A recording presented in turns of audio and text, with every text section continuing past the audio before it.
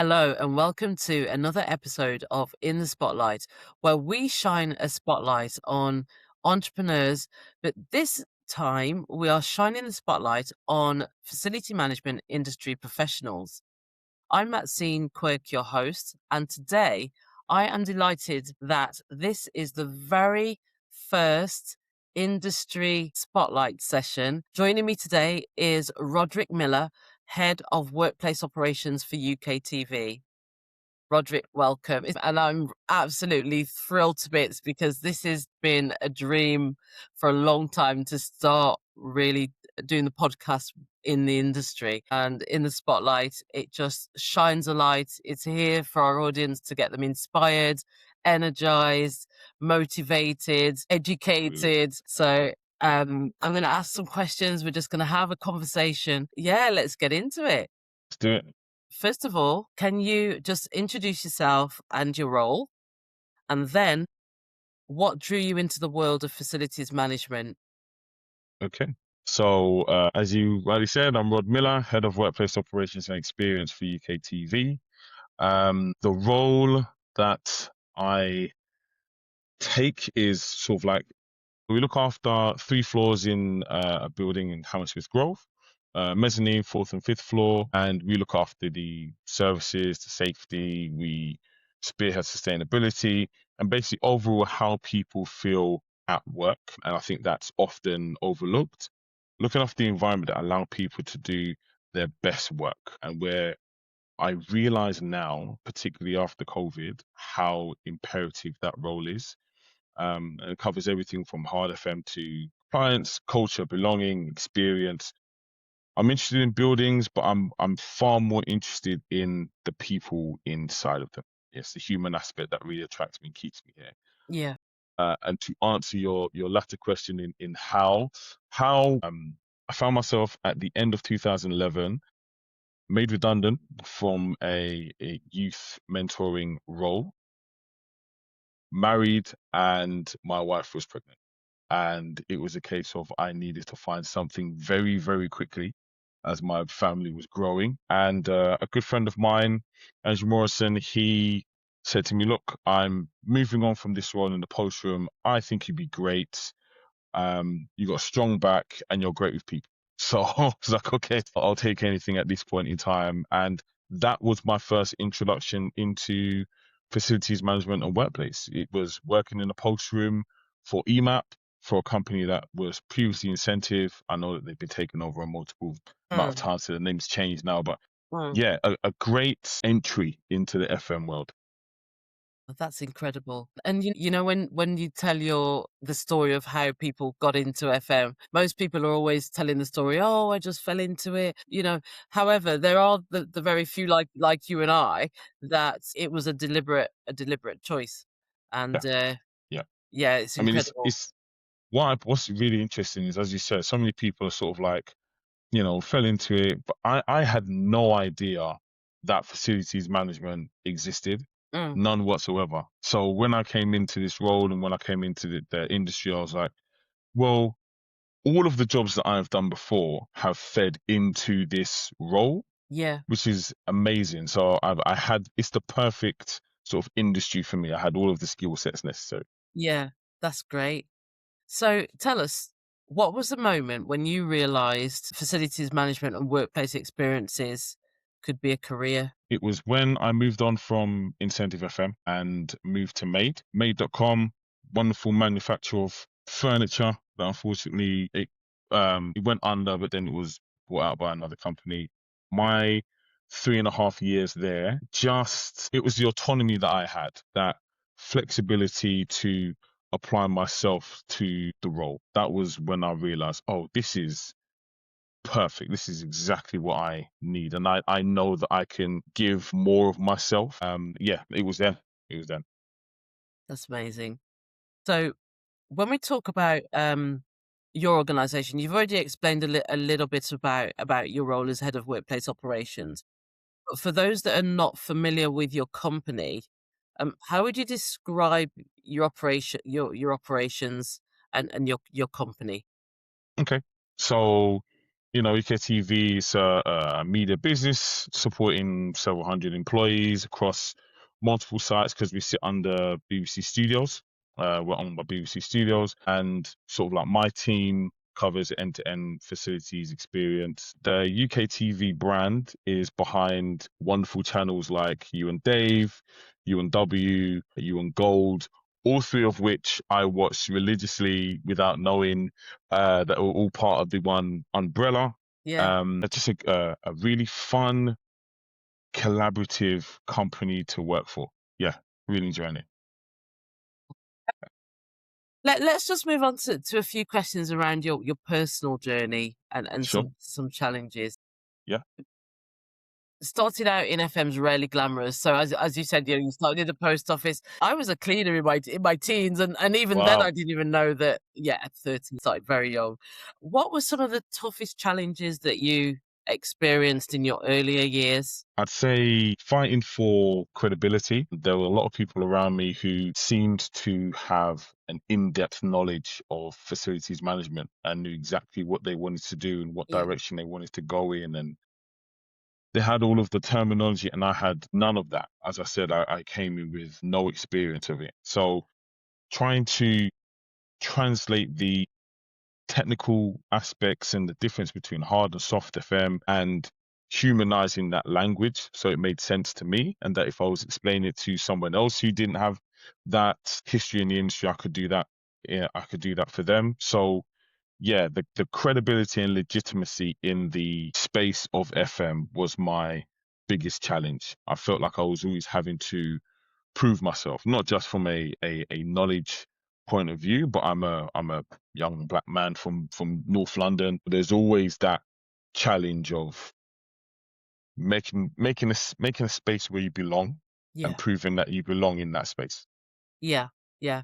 What are some of the methods that you use to actually get yourself upskilled and get that knowledge? So how did you overcome, in other words, I'm saying, what were the tools, so for the audience, you used to overcome that challenge, just in case there's anyone out there listening that are in a similar sort of situation? They may have moved to a new role or moved into the industry. So what was the practical things that you did?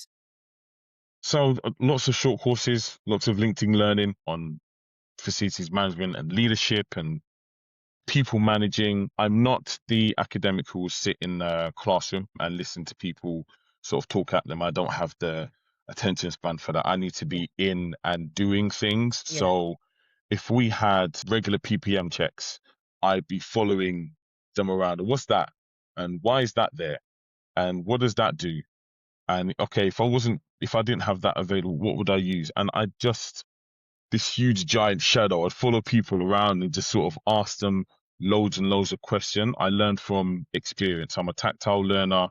I think it's called a kinesthetic learner. So I need to be doing in order for that information to seep in. yeah, So I would advise people. I mean, now it's even better because there's so many avenues where you can learn so much more about facilities management and workplace. yeah, So I would say whatever your learning method is, how you absorb information, get on Google, type it in, find it. IWFM is a great resource, yes, it absolutely, as is. always.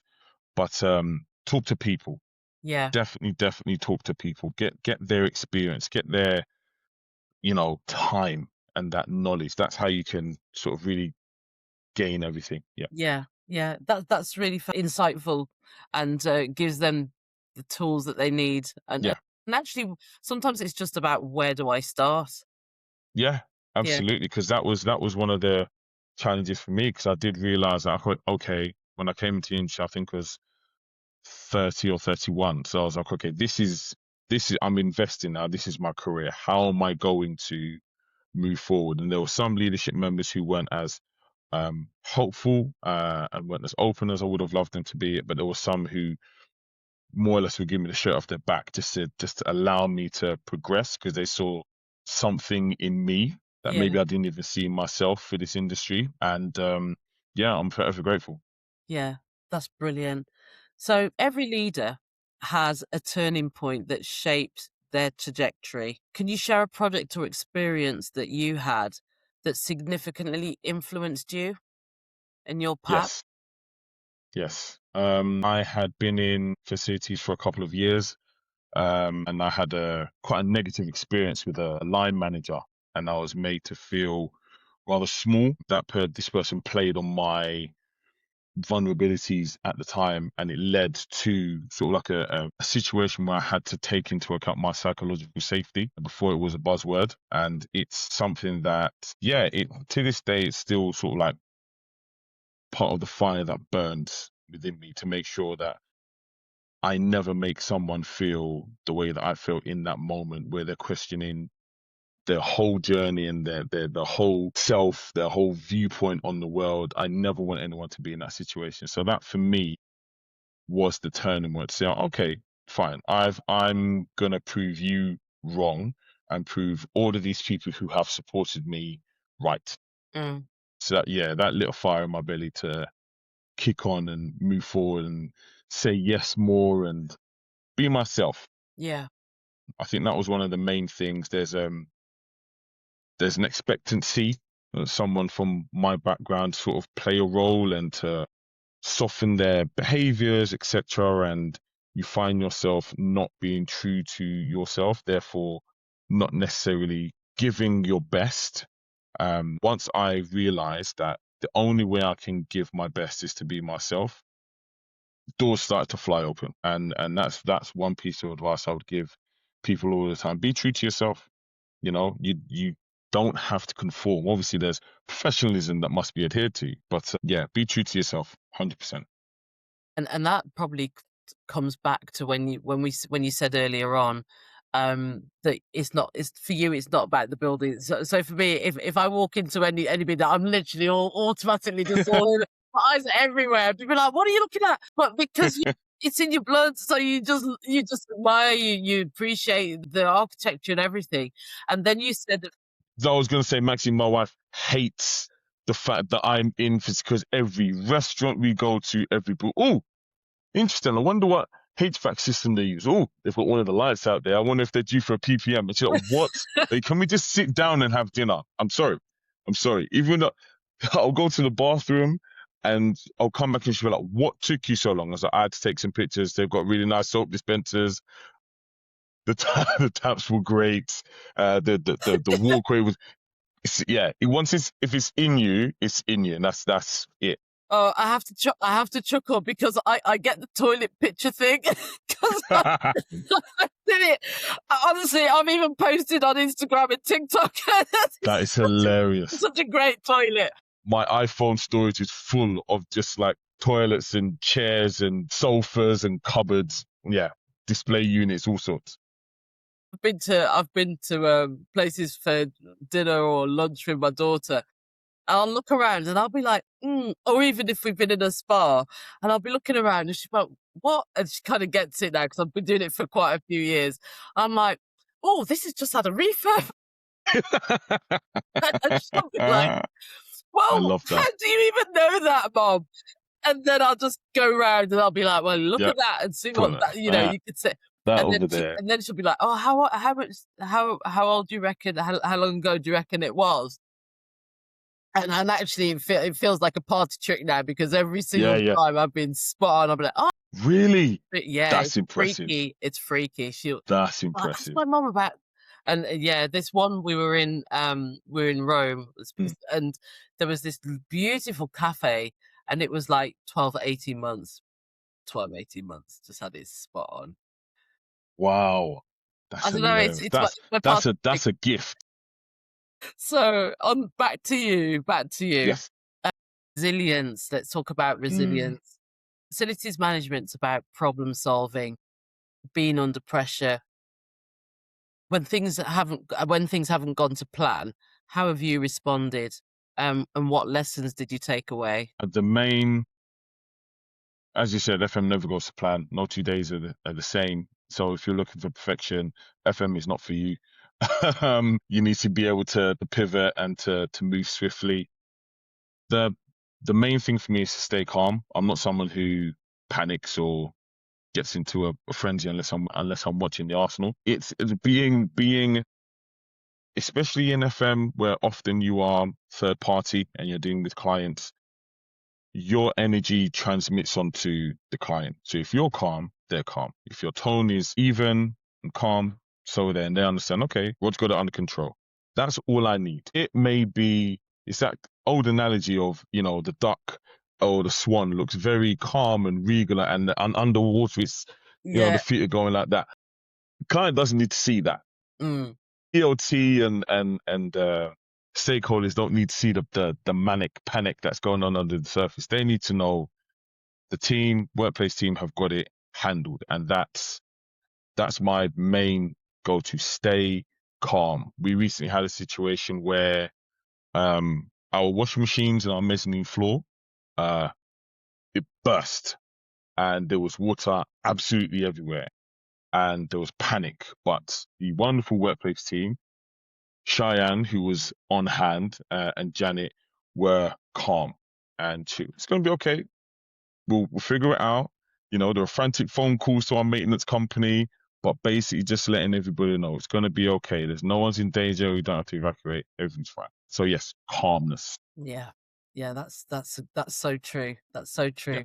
I yeah. remember my early career, and it was my career. A lot of the time it was, but it was Xerox, and they had this innovation center that was next to this kind of warehouse where they had big trucks coming in.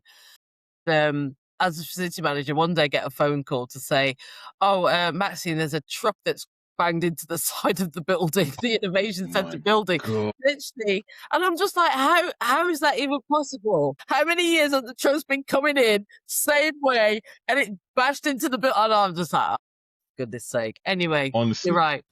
You gotta stay calm. You gotta stay calm. 100%.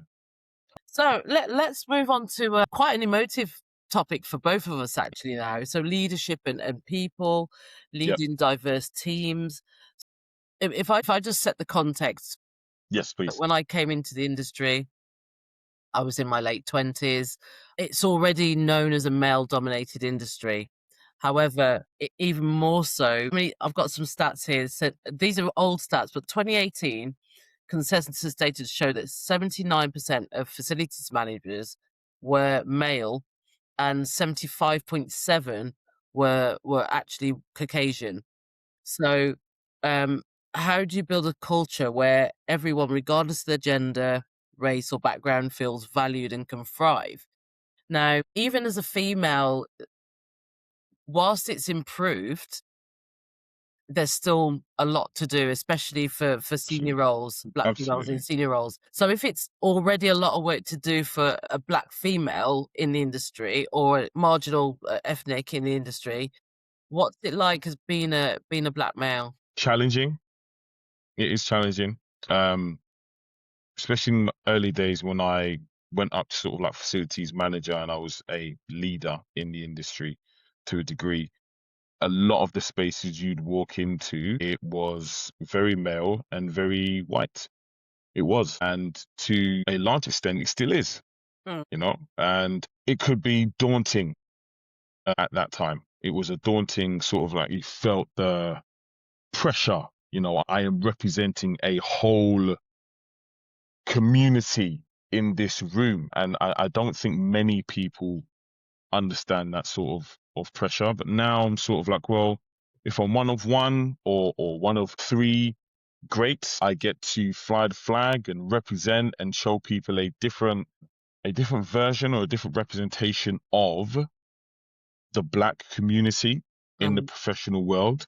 I think it's gotten a lot better now where, you've got YouTube, you have TikTok, so there are different variations of the black experience which people are exposed to, which I think is wonderful. But I think, as you said, behind certain doors where it feels or can feel like an old boys club, you know, we need to get in the door and then we need to hold the door open Mm. for others to join. I'm a massive advocate for that, particularly for black females, simply because the most impactful people on my journey, some of the most impactful, have been black females. And the paramount one is my mum. My mum was a leader in the NHS, a senior member in the NHS for years, for 20 plus years. Yeah. Managed several clinics by herself with grace and elegance and a quiet power. that I soaked up like a sponge, because it was, people still speak highly of her now, and that's the legacy that she's left, Mm. and that's what I would like. I'd like that sort of legacy where I've held the door open for people. I've had a positive influence on people's lives, and they've been able to flourish and to grow and succeed and exceed on my own accomplishments. So yeah, that's imperative. Mm. So remember back to take you back to the conversation we had at the Premises Facility Management Awards, Mm, where you said that you almost gave up in yeah, this industry. Do you want to yeah, just share that mindset that, and we're talking about the topic anyway. So, what yeah. was the thinking, and what made you not give up? And what would you say to someone that's out there looking at FM as a career, or even project management, because we do lots of projects as well, but they're probably sitting on the fence thinking, "Oh, I was close to quitting, and it was very much that experience that I spoke about earlier, about being undermined and belittled and not respected. And I thought, my mind can't take all of this. Like, it's not worth it. I can find a job somewhere else, but I'd never been in a role that I'd had such passion for. I wanted to do well. I wanted to succeed, and I knew I had the ability to do so. The driver for staying was, one, as my wife will attest to, I'm incredibly stubborn. And refuse to be told no, refuse to be told that I can't do something. And my children, I wanted them to see, despite their young age, despite adversity, you know, persevere. Particularly if you have a good support system, which I do. My support system is immaculate. Persevere, because you have no idea who is watching you. mm, And they are watching what you decide to do. So if I decided to quit in that moment, someone from maybe a similar background, or someone else who's struggling at the time, may be like, well, if Rod's quitting, there's no way I can go forward. yeah." But if they see Rod perseverance, oh man, he took a couple of knocks and kept going, and oh wow, now look at him, cool. That's enough inspiration, just that little bit, to propel someone on their journey to greatness. So yeah, that's why I decided to sort of stick around. And I'm glad you did, because we'd never have So am I. Indeed, indeed. So there you go.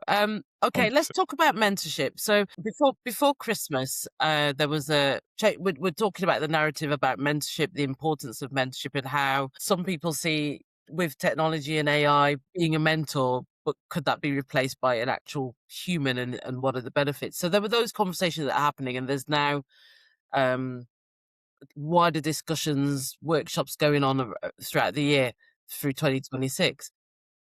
Mentorship is like a recurring theme, um, in keeping underrepresented groups engaged.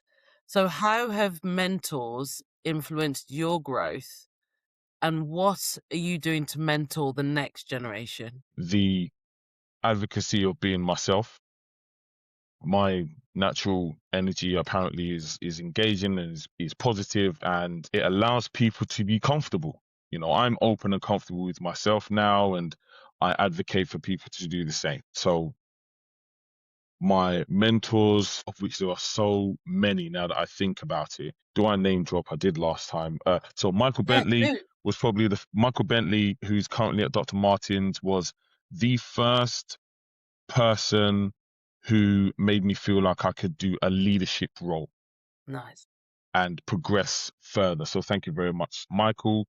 Prior to that, Seri Ford, who I worked with at Incentive, she gave me the impetus to be yourself, because she was incredibly professional, excellent at her job, but just so bubbly and natural that I was like, oh wow, I don't have to put on this persona for people to take me seriously. I can be exactly who I am. And she's only Diddy, and she commanded a whole room, which was amazing.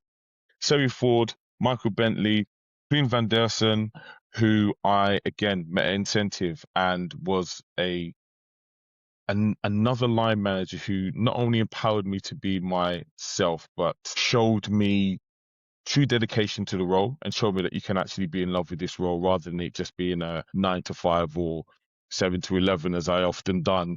Sort of, you can give yourself to the role and it will give back. So Plune had a massive, massive amount to do with that. Who else was there? Who else is there? I've said mum. I think those are the Yeah. top 4 or 5 that I would say from a mentor point of view. And very informal, there's no scheduled meetings. We'll sit down. It will be a WhatsApp message. How you doing? Everything okay? Saw this and thought of you, sort of thing. So that sort of keeps me motivated. The next generation, that's the part of the journey that I'm on now. Trying to find ways to influence. So being on podcasts like this, putting myself out there and exposing myself and letting myself be seen. There's a guy that looks like me. There's a guy that's come from the same um, environment that I have, and look how he's flourishing. What's facilities? What's workplace? I want to get involved. He seems to really enjoy it. Let me at least have a peek, because I went through a period from, I don't know, 18, 19 to 20. I had no idea what was going on. I didn't know. One paycheck to another paycheck, but there was no plan. Mm. And if I'd known about facilities then it definitely would have been something that intrigued me, sort of like college and uni time. Yeah. Yeah. That definitely would have been like, oh, this is made for me. This is Yeah. perfect. But I spent a lot of time in the wilderness. Now, I said wilderness gave me a little bit more experience. I was a debt collector. I was a removal man. I worked in a bingo hall. Mm. I was a teaching assistant for a while. So that period of not knowing what to do did give me some life experience, which was vital. The human side that I flourish at, that's where I learned that. Mm. So yeah, if I was to, yeah, that's my point now, to sort of like hold doors open. I don't want to take over the world. I don't want to be head of the biggest company, and that's not where my cup is filled. My cup is filled from helping other people come forward and, like I said before, achieve their own level of greatness. Yeah. And thank you, Rod. And you've actually just talked about very different roles and jobs. Yeah. And I guess what's really important for the audience to understand is that you could be doing a role and think, how does that fit into facilities? And the fact is that skills are transferable. Yes, Yeah. absolutely. If you're on the fence and thinking, oh, I don't know, I'm using Tesco. My wife works for Tesco. Oh, I've just been on the shelves in Tesco's and I've done a bit of customer service. FM is for you. I've been in a warehouse and I stacked shelves, and FM is for you. I've been at your own experience. You started off in the cleaning industry, so FM is for you. There is a space for you to start, and it is that seed that then you flourish in. There's so many different spaces, and even if you're like, you spend a number of years in facilities and you're like, okay, I want to focus on health and safety. I want to focus on operations. I want to focus. You can do that. You can come in, gain all of this experience, and then go out again and just flourish. FM is for you. If that's a tagline, I want that to be one of the quotes. FM is for you. I will make sure that happens. Okay. Let's get into some really exciting topics like the artificial intelligence. We can't have a conversation Yes, now in yes, yes, Spotlight yes. without any conversation about technology and artificial intelligence. Indeed, indeed. AI and connected technologies are transforming FM. AI tools can streamline workflows, automate systems, and Yeah, improve sustainability. yeah, I'm going to do a tiny plug. Adopting an AI mindset, I started a couple of weeks ago, which talks about yes. individual tools. First 30 minutes is a presentation, and then the last is like a practical me showing how it can apply and be in context. So if you're FM manager or if it's a procurement or senior leader, how they use the tools within that they could use the tools within their roles. That's a slight plug there. But where have you successfully implemented new technologies, and what impact did they have? So, as you mentioned, it's sort of like the space utilization, understanding how the space is being used.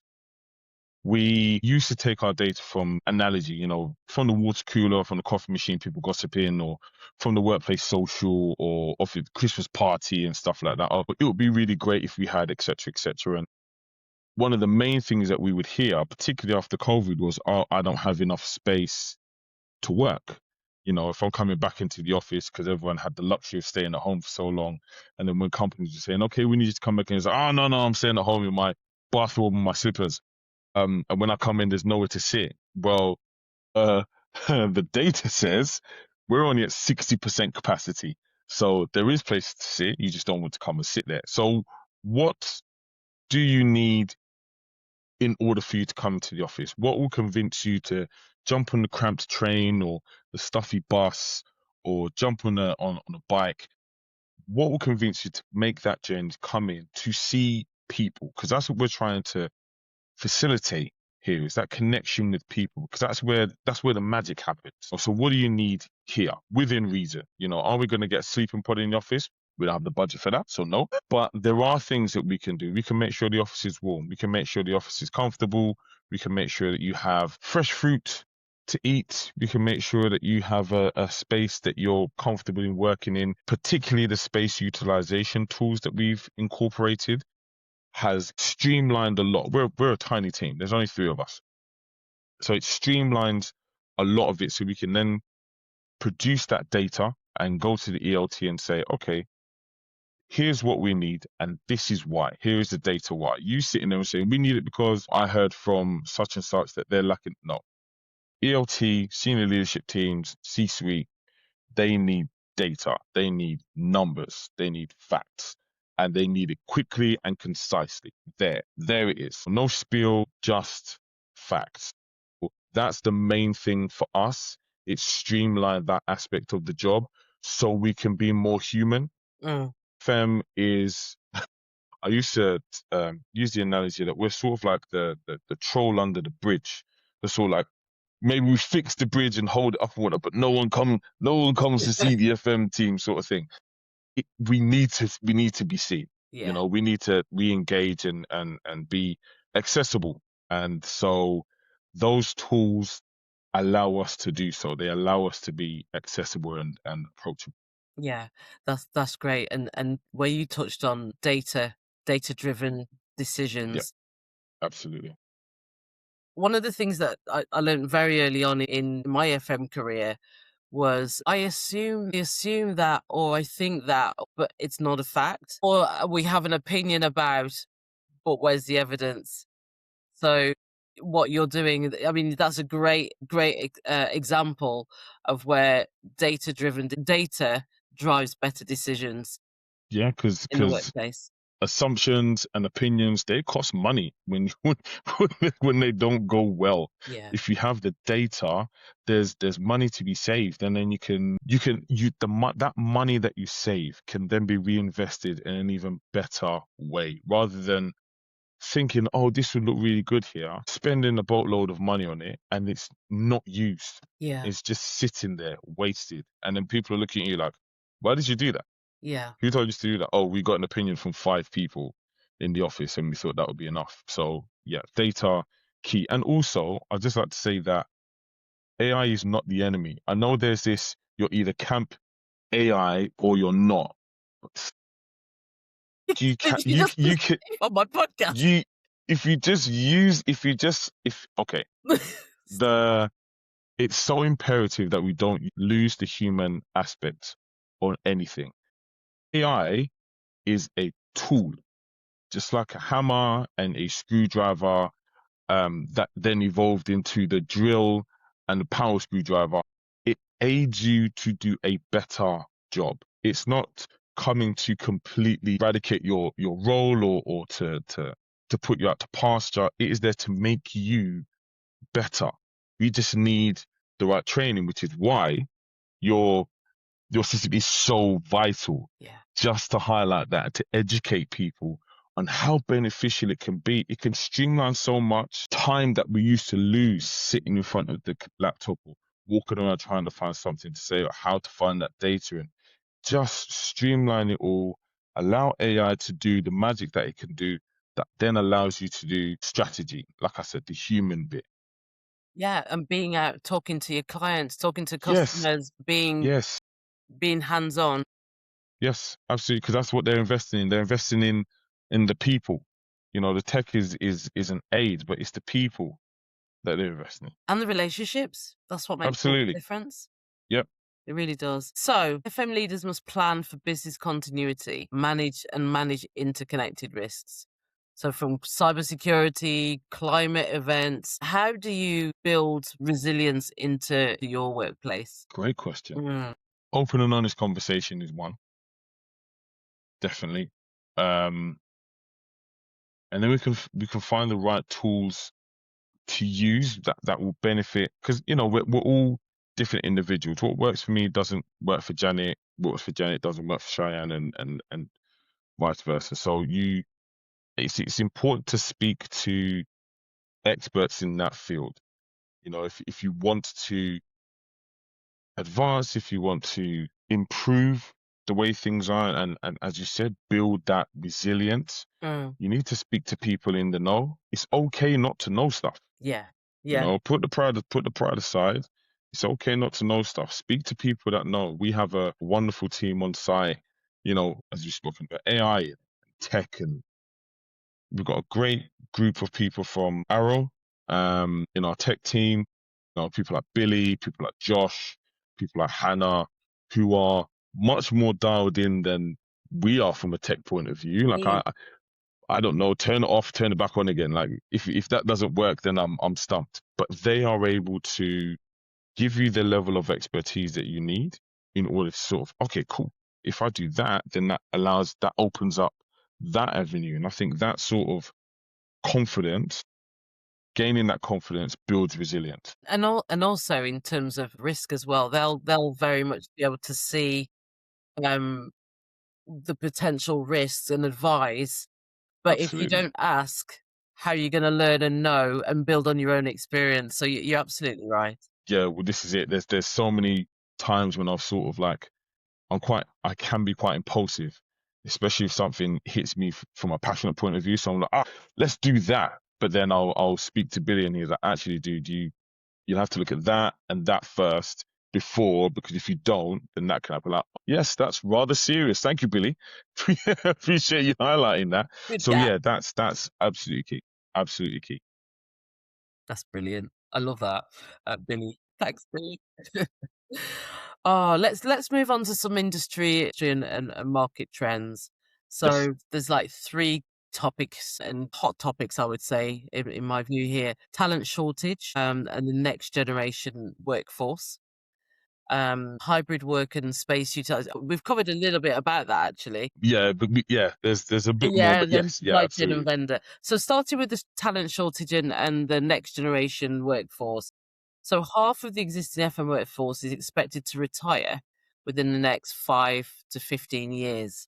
Um, I'm never retiring. It's one of those industries in that I can't stop. There's gonna be something. They need me for something. At 85. So how do you attract and retain new talent, especially from underrepresented communities? Yeah, like I was saying before, we have to get ourselves out there. We have to make ourselves visible. Now, I'm I'm doing as much as I can in exposing myself on LinkedIn, but I'm not on any other social media platform. So um I need people to clip this and post it on TikTok, which my children watch religiously. Uh, put stuff on Snapchat, put stuff on Instagram. That's where it needs to be. That they're not going to be trawling LinkedIn or looking at certain email address. They're not gonna do that. The next generation, they need it quick. So that looks interesting. Do you want to do FM? Come to FM. That and okay, there's a link, and then I can find out some more. It has to be quick. It has to be engaging, and it has to be authentic. FM is this hidden career that you sort of like, you discover it and like, oh god, there's so many options, as we've already discussed. Yeah. But we need to attract these people. Go out to colleges, go to universities, put on shows there, and yeah, exhibits. We need to get out more. We can't expect people to come to us. And I don't mean it disrespectfully, but it's great that that generation will move on, in terms of like the older generation, in terms of moving on, because it allow space for new ideas and new ways of working and new approaches to things. And I think Yeah. that can only be good for the industry. Yeah, I love that, and Mm, when you're this generation where we didn't even have mobile phones, yeah. you kinda get stuck in a mindset that how we communicate is how Yes. the younger generation communicate, and Yes. actually it's n not the same. You're right, they play Exactly. in different spaces. Yeah. I love Absolutely. that answer. Hybrid work is here to stay.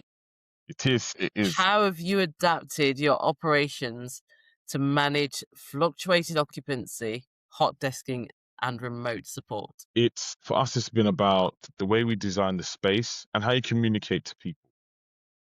Um, I'm at home now. I'm at home. I'm in my front room. I've been working at home today. My wife has done the same.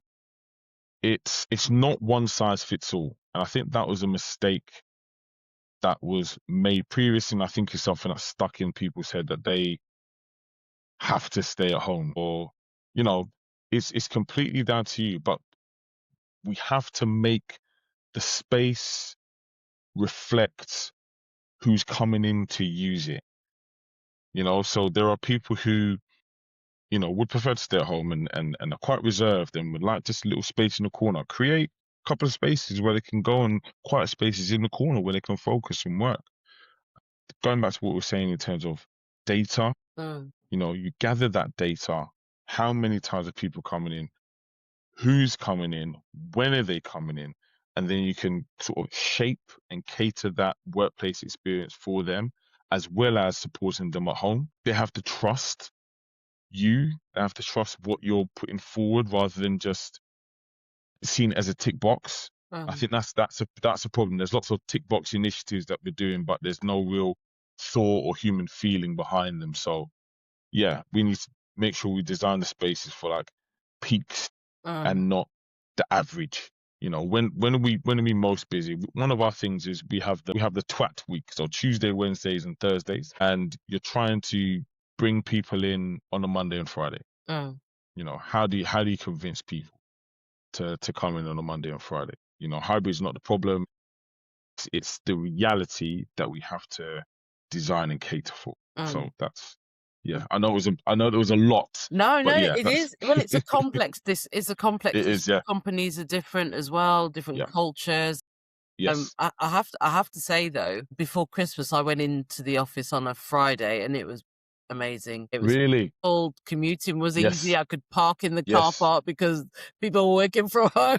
Well, And this I'm is like, it. Well, this is it. and I was like, I should do Fridays more often. Catch up with some friends after work. Right. Well, Exactly. Exactly, because a lot of us have said, okay, the Thursday's the new Friday, so it everyone goes is. out, they do the socializing on Thursday and whatnot, and then they are working from home on the Friday and whatnot. But if you are similar to me, I need heavy focus time, Mm, and those days are Mondays and Fridays. So if I need that, and I've got two preteens running all around me for the majority of the day, I'm in the office. mm, I can focus there. I know it's going to be quiet. I know that I can take myself off and do my meditation, and I know that I can come back and then I can refocus and lock in. mm, There is, I think staff need to recognize the autonomy that they have. mm, You can make a choice. If the company is saying to you, okay, 3 days in the office, it doesn't have to be Tuesday, Wednesday, Thursday. mm, If you know that those days are too busy and too oversubscribed for you to focus, mm, do on Monday, Wednesday, Friday. mm. You have the choice. We just have to make sure that the space is in the right condition to allow people to get the best out of Yeah. themselves. Yeah, so true. Talk about a little bit about supply chain and vendor management. So Hmm. smart management of supply chains and collaborative partners are increasingly important. What lessons have you learned in collaborating with, I like suppliers, navigating inflation? There's labor shortages, sustainability goals. So how do you tackle that? Honest conversations. No fluff. No beating around the bush. Honest conversations. We need to make some savings. This is one of our heavier lines, and I'm talking from experience here. We Yeah. need to we need to cut some costs here. As the supplier, what do you suggest? You're the expert. We're the client. This is what we need. This is the line that we need to get to. Come and meet me at my line. And if there's negotiation that needs to happen, then we do that. But it has to be honest and respectful conversations that are had, because again, we're human beings. They're not an entity that belong to this company. They are a human being. So treat them as such. Treat them with respect. And if you do have someone who's challenging, contract manager or the company themselves are not doing what you need them to do, there's criteria to move them on and find, going to tender and find somebody else. But the conversations have to be clear, they have to be transparent. You're working in a partnership here. You're not at war against each other. Mm. We are working to make sure the staff get the best. It's simple. I think there's a tendency to overcomplicate things in certain industries, and we don't need to do that. Just keep it simple. Thank you. That's a good lesson, good takeaway. So we already touched around the inclusivity and minorities in the industry. Representation matters, yeah. Women Absolutely. constitute around, I said around it's around 22% of our workforce. Only about 15% hold senior positions. And men, so I'll just Yeah. include men as well. Yeah. So, what practical steps do you think the industry should take to improve gender representation, particularly at the leadership levels? I think we need to challenge outdated leadership thoughts and the normal process of how things are. I've been working in FM for almost 15 years, and there's still this mindset of the female leader or leaders from uh varied ethnic backgrounds being lesser or not being able to have, they don't have the temperament, or they're too emotional, they're too aggressive. Being all of that, it's nonsense. There are people who are unable to manage their emotions properly. There are people who are aggressive, and it's not just one set. So we need to spin off those norms and those assumptions of who people are and how they will lead. We need to give them the opportunity and guide them and help them. And for that, you need visible role models. You need people who are willing to help the next generation along. They're not going to be able to do it themselves. They need some guidance. Now, it's not a case of, do it exactly like me and you'll go far in this game, kid. No, it's not that. It is, who's that person that you have in front of you? What are their strong points? What are the challenges that they face? And Yeah. how can you help them get to the best version of themselves? That's the whole point of Mm. mentoring and being a role model, leading by example. They may not be as outgoing, as gregarious as I am, but they have the same sort of work ethic and they know how to get the job done. Nurture that. Nurture that. Give them the access to training, the access to an experience, and the access to the right people. If it's not you, move pride aside. It's about bettering that person, let them come through. And there needs to be flexibility in career paths. Just because they've started in this part of the industry doesn't mean that this is where their whole career has to be. Mm. There's options. Let them tail off and yeah, add that flexibility and open the door to more people, more young people, more people from ethnic backgrounds. Open up the leadership, open up the doors, open up the boardroom doors, and let people in with different viewpoints. It's boring to look across and look that way and look that way and see the same type of person with the same views as you all of the time, because you're not growing, you're not evolving. And that's imperative for businesses to be successful. They need to evolve. Yeah. Yeah. I love that. I love that. Inclusive spaces has been quite a topic of quite debated sort of the last years, especially with some law Yep. changes in welfare. So facilities managers must now consider like inclusive languages, cultural celebrations, and even gender neutral restrooms. Yes. What have you done to ensure that the spaces you manage are welcoming for all? Exactly that. You know, gender neutral facilities and cultural visibility, making sure that people are celebrated in the office. You know, and language and signage. Again, it's conversations. What we tend to do a lot, and I think the benefit of working at UK TV is that you have this kaleidoscope of people from so many different backgrounds and have so many different experiences. We talk a lot. We talk a lot to them. What would you appreciate in here? You know, this space is an extension of you. It's not our dream and viewpoint. It's what you would like to see in here as well, within reason. So that's what you do. You cater to the people that are in your space, and you can only do that through conversations. And then you log those conversations, and you look at the data, and you see what would tick the box, and then you implement it. You see whether it works or not. So it's one of our company behaviors is test and learn. Don't be afraid to fail. Test, gather the data, obviously, so it reduces the room for failure, but test it, see if it works. If it didn't work, learn what did work and learn why the rest didn't, and adapt and go again. Yeah, nice one. Education and Mm, awareness. We've already mm. touched on the importance of raising the awareness of facilities management in Yes, colleges and schools, universities. yes. A lack of awareness about FM can contribute to underrepresentation. How do you think industry leaders can increase public understanding of the career opportunities? And as you just talked about, dismantle those outdated stereotypes. I think we need to put FM more in the spotlight. It doesn't get enough. It doesn't get enough shine. It doesn't get enough credit.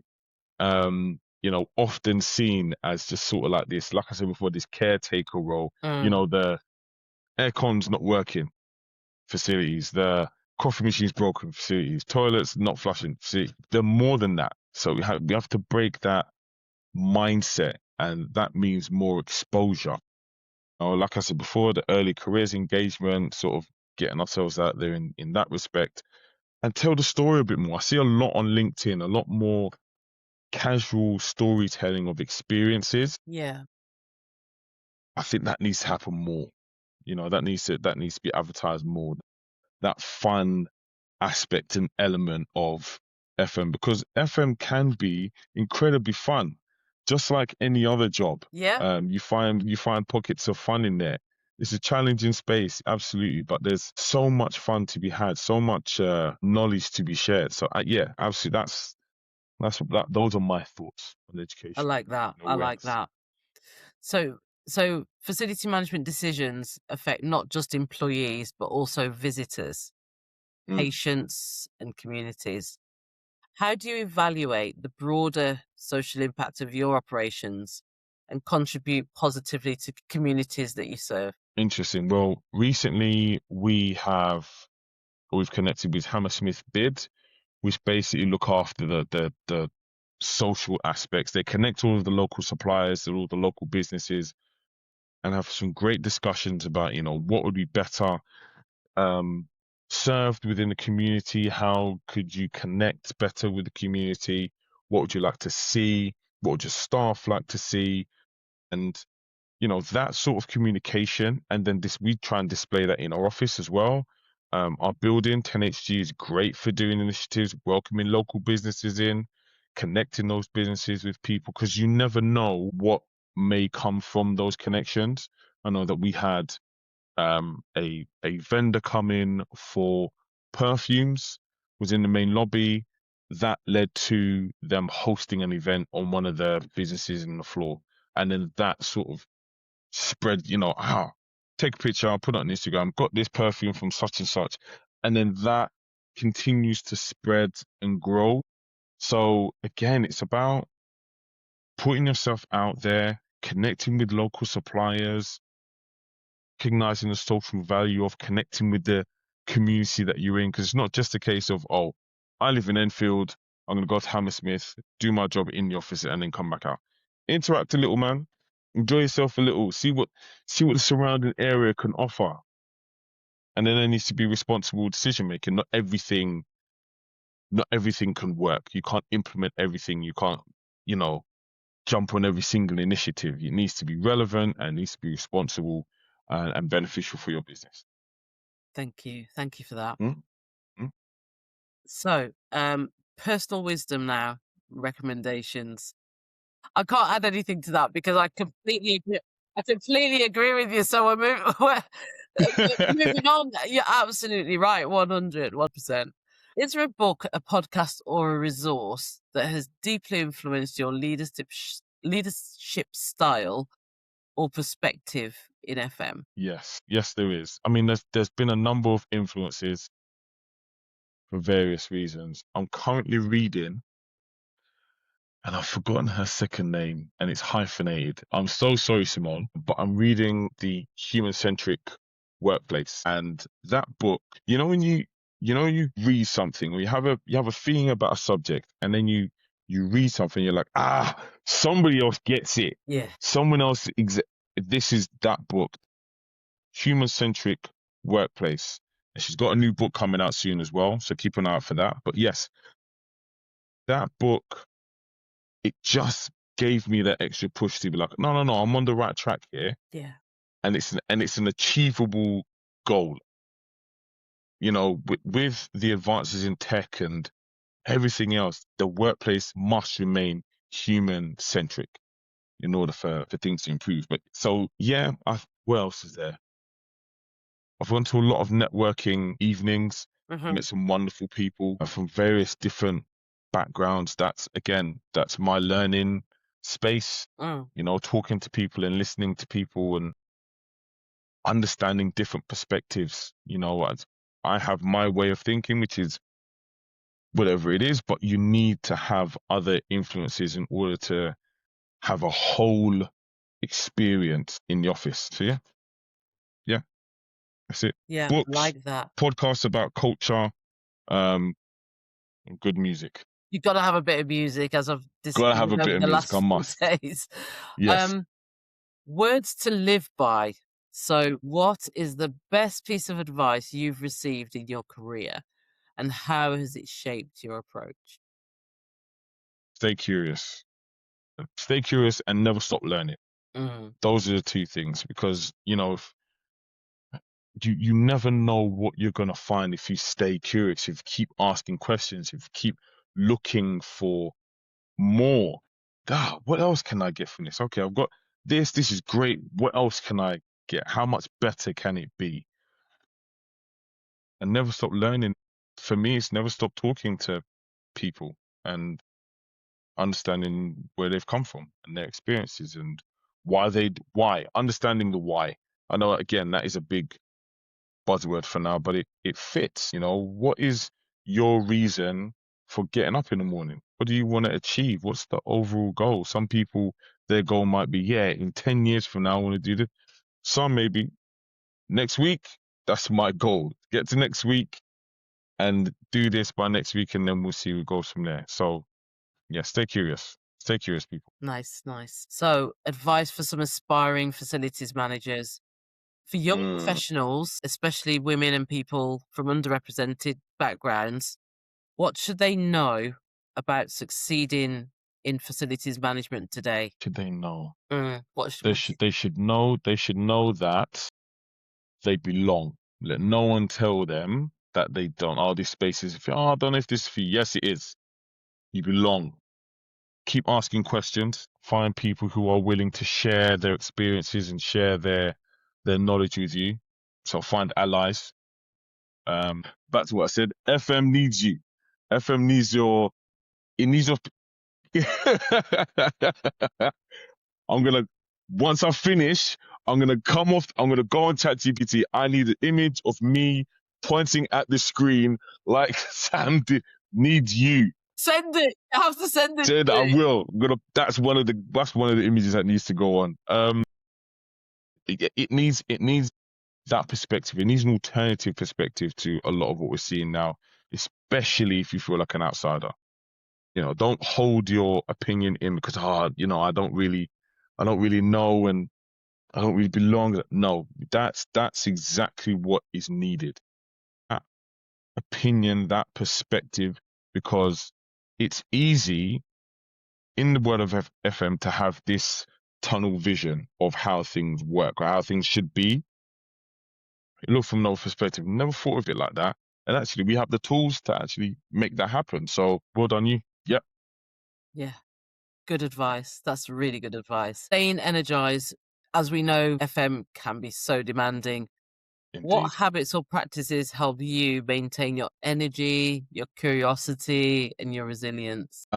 They're actually quite boring. So fitness is key for me. I'm 45 this year, and I have a very strong, very quick, very active, soon to be 12-year-old boy, and a very quick-minded 13-year-old daughter. So meditation, getting my mind clear, keeping my focus, staying active, staying fit. I don't want to be one of those old dads who can't stand up straight because their back seized up and all of that sort of Oh, stuff. I want to be active. I still like a boogie every now and again, so I want to be able to do that for as long as possible. I keep a daily vocal journal, my reflection journal. So I go over what's happened the day before, what's happened during the week, or what's happening at that point in time, and I get it out. I don't allow things to weigh me down. I sort of just process it, get it out, and we can crack on. Clear the mind, and we can crack on. mm, I've learned,